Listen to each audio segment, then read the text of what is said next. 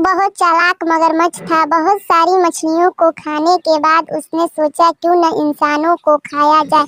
एक दिन एक आदमी नदी में नहा रहा था। मगरमच्छ ने उसे पकड़ लिया और खींचकर नदी के अंदर ले गया।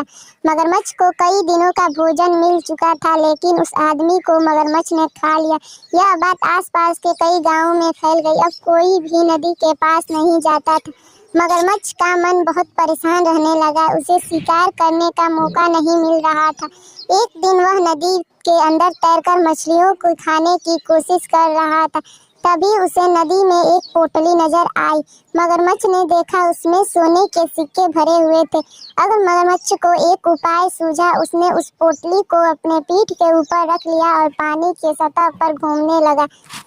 दोपहर के समय गांव के कुछ किसान अपने खेत में काम कर रहे थे। सूरज की किरणें सोने के सिक्कों पर पड़ी तो चमकने लगी। उसकी चमक देखकर किसान नदी के पास आया तो उसे सोने के सिक्के से भरी पोटली नजर आई। दूर से उसे पोटली के नीचे मगरमच्छ, जो कि पानी के अंदर था, नहीं दिखा। वह किसान सोने के लालच में जैसे ही पानी में गया, मगरमच्छ ने उसका पैर पकड़ कर खींच लिया। अब मगरमच्छ का यह हर दिन का काम हो गया। वह दोपहर के समय नदी के किसी न किसी किनारे पर अपनी पीठ पर सोने के सिक्कों की पोटली रखकर पहुंच जाता। सीधे साधे गांव वाले सोने के लालच में मगरमच्छ का शिकार बन जाते थे। कई गांवों में यह बात फैल जाती कि मगरमच्छ लोगों का शिकार कर रहा है, लेकिन किसी को भी यह नहीं पता लगता कि मान करके भी लोग नदी के पास क्यों जाते हैं। एक दिन सभी गांव वाले ने मिलकर पंचायत की। उसमें फैसला किया कि नदी के किनारे पर पहरा लेने के लिए गांव के कुछ नौजवान जो दूर खड़े रहकर नदी पर नजर रखेंगे कि कोई नदी में न जाए। गांव के नौजवानों को नदी के किनारे खड़ा कर दिया गया। मगरमच्छ ने जब यह सब देखा तो कुछ दिन के लिए वह वहां से दूर चला गया। पोटली को उसने एक पत्थर के नीचे छुपा दिया।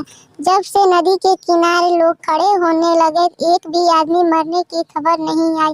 कुछ दिन बाद लोग बेफिक्र हो गए। उन्होंने सोचा मगरमच्छ नदी के साथ कहीं चला गया।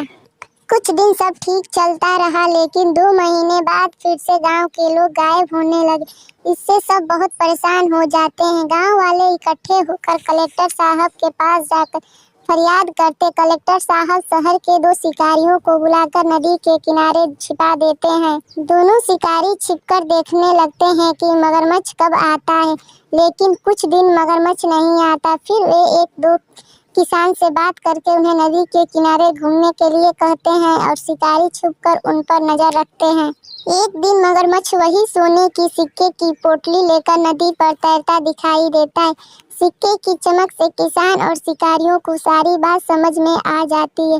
दोनों शिकारी छिपकर पोटली के आसपास निशाना लगाकर गोलियां चला देते हैं, जिससे मगरमच्छ मर जाता है। सभी गांव वालों की जान में जान आती है। कलेक्टर साहब वो सोने के सिक्कों की पोटली उन दोनों शिकारियों को इनाम के रूप में दे देते हैं।